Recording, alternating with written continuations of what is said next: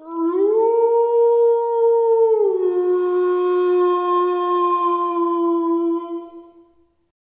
Friends, ఇంకొక కొత్త horror స్టోరీతో మీ ముందుకు వచ్చేసాను. ఈ స్టోరీ చాలా ఇంట్రెస్టింగ్గా ఉంటుంది. సో వీడియో మొత్తం చూసి మీకు నచ్చితే వీడియోని లైక్ చేసి మా ఛానల్ని సబ్స్క్రైబ్ చేసుకొని పక్కనున్న బెల్ సింబల్ యాక్టివేట్ చేసుకోండి. ఇక లేట్ చేయకుండా స్టోరీలోకి వెళ్ళిపోదాం.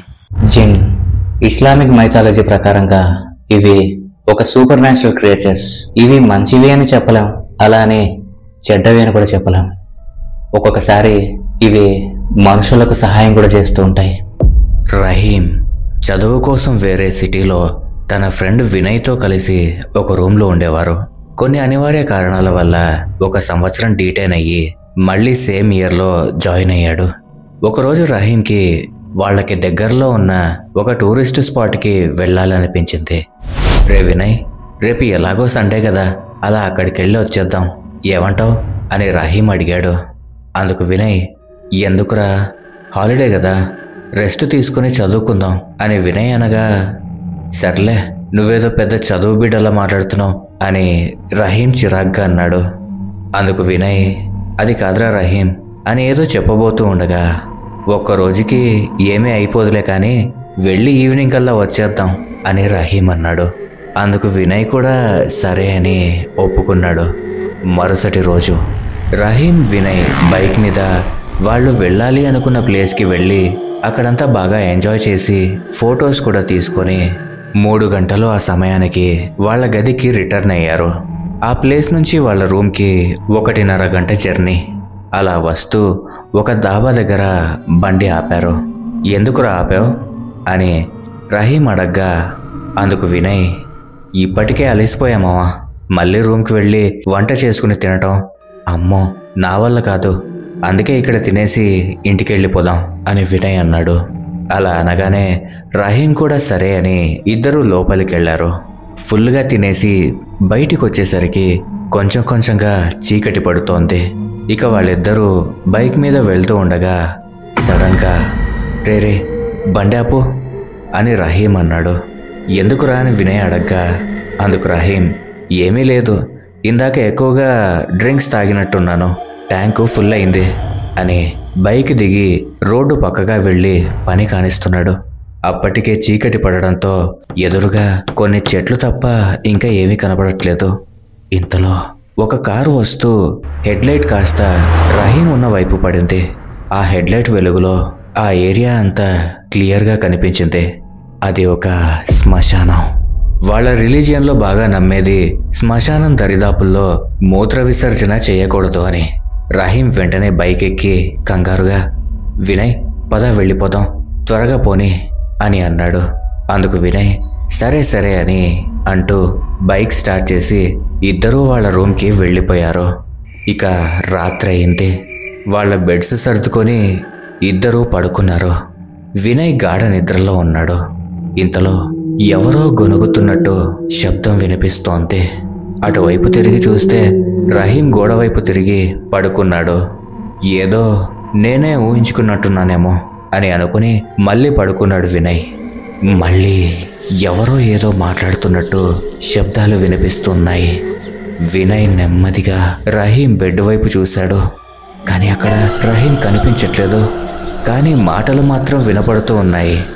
ఎక్కడి నుంచా అని చూస్తే తన బెడ్ కింద నుంచి వినిపిస్తూ ఉన్నాయి ఆ మాటలు.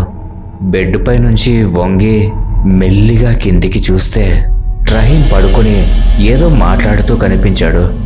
అప్పుడు వినయ్, రే అక్కడేం చేస్తున్నావురా, బయటికి రా అని పిలుస్తూ ఉన్నా కూడా రహీం మాత్రం ఏదో మాట్లాడుతూనే ఉన్నాడు. రే రహీం, నీకే చెప్పేది, బయటికి రా అని కొంచెం గట్టిగా అన్నాడు. దానికి రహీం కళ్ళు తెరిచి వినయ్ వైపు చూశాడు. రహీం కళ్ళంతా ఆకుపచ్చ రంగులో అయిపోయి ఏదో మాట్లాడుతూ అలా చూస్తూ ఉన్నాడు. వినయ్కి ఒక్కసారిగా గుండె ఆగినట్టు అనిపించింది. రహీం మెల్లగా బయటికొచ్చి ఏదేదో అరుస్తూ అటూ ఇటూ ఎగురుతూ ఉన్నాడు. వినయ్ ఒళ్ళంతా చెమటలు పట్టేశాయి, వణికిపోతూ ఉన్నాడు. వెంటనే డోర్ తెరుచుకొని బయటికెళ్ళి డోర్ క్లోజ్ చేసేసి అలా కూర్చొని ఉన్నాడు. లోపల నుంచి రహీం డోర్ కొడుతూ గట్టిగా అరుస్తూ ఏవేవో మాట్లాడుతూ ఉన్నాడు. ఇక వినయ్కి నిద్ర పట్టలేదు. పొద్దున 6 గంటలయ్యేసరికి ఆ శబ్దాలు తగ్గిపోయాయి. వినయ్ కొంచెం ధైర్యం తెచ్చుకొని డోర్ తీసి చూస్తే రహీం నేల మీద పడుకొని ఉన్నాడు. వినయ్ నెమ్మదిగా తన బెడ్ దగ్గరికి వెళ్ళి తన సెల్ ఫోన్ తీసుకుంటూ ఉంటే ఇంతలో రహీం సడన్గా లేచి కూర్చున్నాడు. వినయ్కి మళ్ళీ భయం మొదలైంది. ఏంట్రా, నేను నేల మీద పడుకున్నానేంటి అని రహీం అడగగానే వినయ్కి ఏమీ అర్థం కాలేదు. ఇంతకు ముందు వరకు పిచ్చి పిచ్చిగా ప్రవర్తించి ఇప్పుడు నార్మల్గా మాట్లాడుతున్నాడేంటి అని అనుకుంటూ ఉన్నాడు వినయ్. చెప్పురా, ఎలా కిందికొచ్చాను నేను అని రహీం అడుగుతూ ఉన్నాడు. అందుకు వినయ్, ఏమోరా, నేను బయటికి వాకింగ్కి వెళ్ళాను, వచ్చి చూసేసరికి నువ్వు ఇలా ఉన్నావు అని అనగానే అందుకు రహీం, వాకింగా? నువ్వెప్పటి నుండి వెళ్తున్నావు? సర్లే, స్నానం చేసి వస్తా అని బాత్రూంకి వెళ్ళిపోయాడు రహీం. వినయ్ తన సెల్ తీసుకొని రహీం వాళ్ళ పేరెంట్స్కి ఫోన్ చేసి జరిగిందంతా చెప్పాడు. ఆ రోజు వినయ్ రహీంని కాలేజ్కి వెళ్ళొద్దు అని చెప్పాడు. మధ్యాహ్నం సమయానికి రహీం వాళ్ళ పేరెంట్స్ వచ్చారు. వాళ్ళని చూసిన రహీం, ఏమైందమ్మా, ఎందుకొచ్చారు అని ఆశ్చర్యంగా అడుగుతున్నాడు.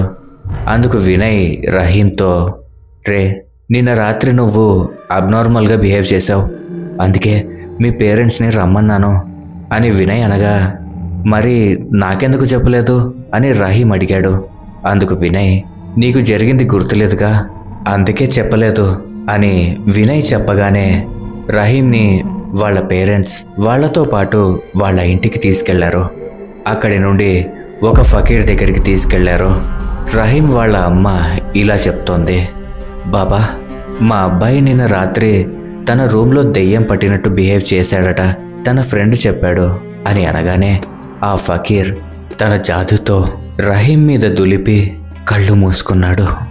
కాసేపటికి ఆ ఫకీర్ కళ్ళు తెరిచి, అమ్మా, మీ వాడు ఆ ముందు రోజు చిన్న తప్పు చేశాడు, శ్మశానం దగ్గర మూత్ర విసర్జన చేశాడు కాబట్టే ఇవన్నీ జరుగుతూ ఉన్నాయి అని ఒక తాయెత్తుని రహీం భుజం దగ్గర కట్టాడు. ఈ తాయెత్తును తెగకుండా చూసుకోండి, అలానే 3 వారాలు ఇంట్లోనే ఉంచండి, బయటికి అస్సలు పంపించొద్దు అని ఆ ఫకీర్ చెప్పారు. ఇక రహీంని వాళ్ళ పేరెంట్స్ ఇంటికి తీసుకెళ్ళిపోయారు. ఇక 3 రోజులు ఆగితే 3 వారాలు కంప్లీట్ అవుతాయనగా రహీం వాళ్ళ అమ్మతో, అమ్మ, నేను కాలేజ్కి వెళ్ళాలి అని చెప్పాడు.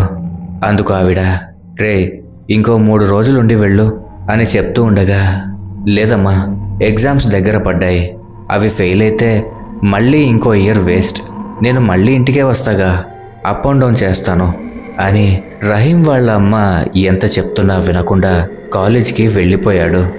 తర్వాత సాయంత్రం మళ్ళీ ఇంటికి వచ్చాక రాత్రి అవ్వగానే కళ్ళంతా ఆకుపచ్చగా అయిపోయి పళ్ళు కొరికేస్తూ ఏవేవో గట్టిగా అరుస్తూ ఉన్నాడు. రహీం వాళ్ళ పేరెంట్స్ తనని ఒక గదిలో ఉంచి వదిలేశారు. పొద్దునవ్వగానే మళ్ళీ ఫకీర్ దగ్గరికి రహీంని తీసుకెళ్లారు. ఫకీర్కి జరిగిందంతా చెప్పారు. అందుకు ఆ ఫకీర్, నేను ముందే చెప్పాను, బయటికి ఎక్కడికి పంపించొద్దని, మీ అబ్బాయికి జిన్ పట్టుకుంది, 3 వారాలు ఇంట్లోనే ఉండి ఉంటే అది మీ అబ్బాయిని వదిలి వెళ్ళిపోయి ఉండేది, కానీ ఇప్పుడు ఇతను బయటికి వెళ్ళాడు, ఇప్పుడు మీ అబ్బాయి ఆ జిన్ స్వాధీనంలో ఉన్నాడు, ఇక ఇతన్ని ఎవరూ కాపాడలేరు అని ఆ ఫకీర్ చేతులెత్తేశాడు. అప్పుడు రహీం వాళ్ళ అమ్మ, బాబా, మీరే అలా అంటే ఎలా, ఏదో ఒకటి చేసి దయచేసి మా అబ్బాయిని కాపాడండి అని బ్రతిమలాడుతోంది. అందుకు ఆ ఫకీర్ ఇలా అంటున్నాడు, ఒకే ఒక్క దారి ఉంది, అది కొంచెం ప్రమాదకరం, మీరు ఒప్పుకుంటే చెప్తాను అన్నాడు. చెప్పండి బాబా అని రహీం వాళ్ళ అమ్మ అంది. మీ అబ్బాయిని పట్టుకున్న జిన్ నుంచి కాపాడటానికి ఇంకో జిన్ని కాపలా ఉంచాలి అని ఆ ఫకీర్ చెప్పగానే, ఏంటి బాబా, ఏమీ అర్థం కావట్లేదు అని వాళ్ళ అమ్మ అంది.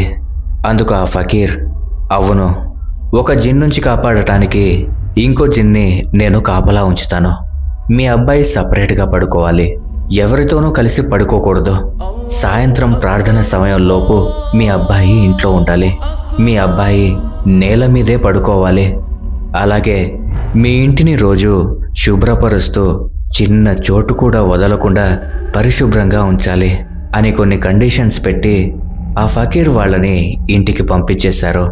కొన్ని రోజులు రహీం ఫకీర్ చెప్పినట్టే చేశాడు. తనకి ఎలాంటి డిస్టర్బెన్సెస్ రాలేదు. ఇక తనకి పట్టిన జిన్ వదిలేసి ఉంటుంది అని అనుకొని రహీం వినయ్కి కాల్ చేశాడు. రే, ఈరోజు మా ఇంటికి రారా అని రహీం అనగానే ఫోన్లో మాట్లాడుతున్న వినయ్, ఆ రోజు జరిగింది చాలదా, నాకు భయం, నేను రాను బాబు అని వినయ్ అన్నాడు.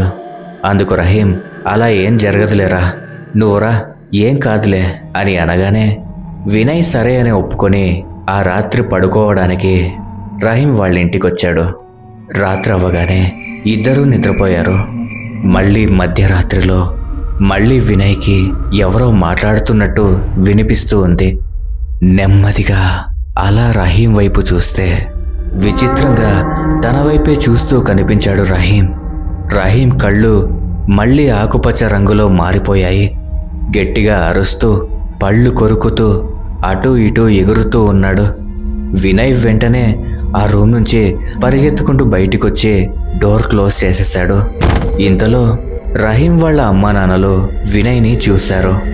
అప్పుడు రహీం వాళ్ళ అమ్మాయి ఇలా అంటుంది, ఏం బాబు, నువ్వు వెళ్ళిపోయావు అనుకున్నాను, ఇక్కడేం చేస్తున్నావు అని ఆవిడ అడగగానే, ఆంటీ, రహీంకి మళ్ళీ దెయ్యం పట్టినట్టు అవుతున్నాడు అని చెప్పేసరికి, బాబు, నువ్వు కూడా రహీం దగ్గరే లోపలే పడుకున్నావా అని రహీం వాళ్ళ అమ్మ అడగగానే అందుకు వినయ్, రహీమే తనతో పాటి నన్ను కూడా పడుకోమన్నాడంటే అసలు ఏం జరిగింది అని వినయ్ అడగగానే రహీం వాళ్ళ పేరెంట్స్ జరిగిందంతా చెప్పారు. ఇక వినయ్ అక్కడి నుంచి వాళ్ళ ఇంటికి వెళ్ళిపోయాడు. ఆ తర్వాత రహీం సింగిల్గానే పడుకోవడం అలవాటు చేసుకున్నాడు.